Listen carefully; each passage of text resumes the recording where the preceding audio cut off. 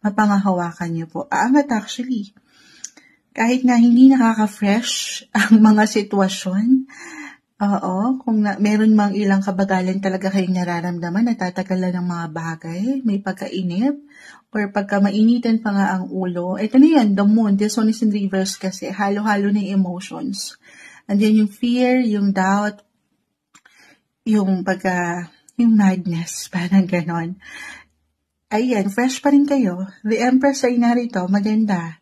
Umaangat pa rin ang inyong pagiging magnetic, charm, ayan yung inyong mga charm. Higat pa rin kayo napupuna. Gusto niyo yan? Yes po. Other messages, kung hindi yun mag-apply, tayo po ay general message Libra. Ang lawak ng bumagsak sa inyo, mid-November.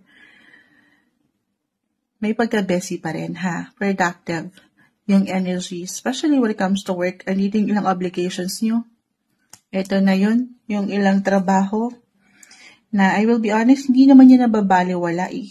May ganda nga, the Empress. Meron someone na pwedeng, hindi nyo pa man yan po na, ay nai-impress po sa inyong kagalingan sa work.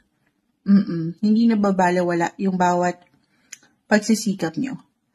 Pero may iwan ko guys, sa ilang sektor, ano man yan, sa pag-ibig man yan, trabaho, this is not the time, mid-November lang naman tayo, not the best time, na bumuo kayo ng major or big decision. Okay? Kasi meron akong ilang pagka-cloudy.